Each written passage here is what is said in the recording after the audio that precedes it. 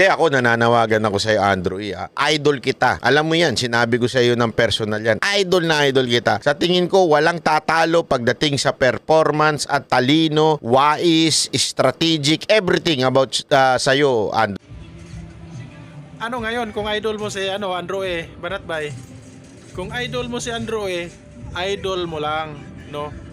At isa pa, Banatbay, wala ka sa kalahati ni Andrew E., no? Kung idol mo si Andrew E., dapat lang mag-idol ka. Huwag mong sisiraan, Banatbay. Pero maawa ka sarili mo, ito'y kalulubog mo. Maniwala ka sa akin, lulubog ka dahil dito. Kasi lulubog na yung ganyang klaseng mga politiko, yung mga trapo, lulubog na yan eh. Sasama ka dyan. Maniwala ka sa akin, Andrew E.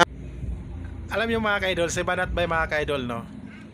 Hindi lang pala gumagawa ng fake news, kundi inggitero din pala to si Banatbay mga ka-idol, no? Oo. Sinasabihan niya si Andrew E. mga ka-idol na lulubog din si Andrew E. Bakit naman lulubog si Andrew E.? Ang layo-layo ng diferensya natin kay Andrew E. Kahit ikaw, malayo ang diferensya mo, no?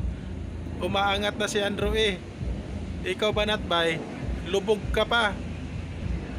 Tama naman yung sinasabi ni Banatbay mga ka-idol, no? Na hindi naman natin sabihin na binabayaran si Andrew E. Kasi po si Andrew E. ay isang artist, ay isang entertainer mga ka-idol, no? Oo. At isa pa, Banatbay, no? Hindi na kailangan nasabihan na binabayaran si Andrew E. Oo. At isa pa, Banatbay, deserve po yan ni Andrew E. Oo, na pumupunta kay Bongbong Marcos. Kasi si Andrew E. ay nagpakatotoong tao at doon po siya sa tamang tao.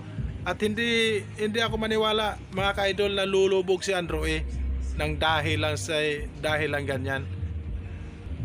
Hindi ako maniwala mga ka-idol na lulubog si Andrew E. No? Kasi po nasa tamang tao siya po, no? Nag-perform siya sa tamang tao.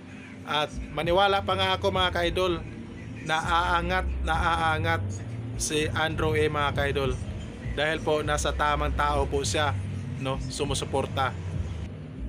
At ikaw naman Banatbay, hindi ka lang pala gumagawa ng fake news, kundi inggitero ka din, no? Inggitero ka, ha?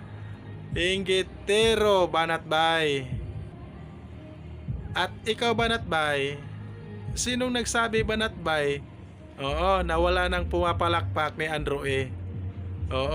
Libo-libong tao na sumusuporta sa alyansa at kay BBM at kay Andrew E. Yan po, tandaan mo yan, Banatbay, no? Hindi pala to, bakla siguro to si Banatbay. Si Banatbay, hindi lang fake news, kundi inggitero. Yan po, tandaan nyo mga ka-idol. Si Banatbay, inggitero. It's not worth it yung budget na ibinibigay siya. Siyempre may budget siya mga kababayan. Huwag naman natin sabihin na bayaran siya, ha. Normal lang po na may budget siya kasi po siya po ay artist. Siya po ay entertainer. So binabayaran lang siya. I understand na may mga entertainer na binabayaran na para mangampanya. Pero kung ako sa iyo, Andrew E., masisira ka. Masisira ka dyan. Promise. Sira ka na nga ngayon dahil sa nangyayaring kita mo, wala na sumisigaw sa iyo. Ang dami ninyo yan. Ito mga ka-idol, ha. Ang sabi ni Banatbay, masisira daw si Andrew E. mga ka-idol. Alam mo Banatbay, mas una ka pang masira kay ni Andrew E. Banatbay. Yan po ang totoo, Banatbay. Good luck na lang sa'yo, Banatbay, no? Puro ka inggitiro ka, Banatbay.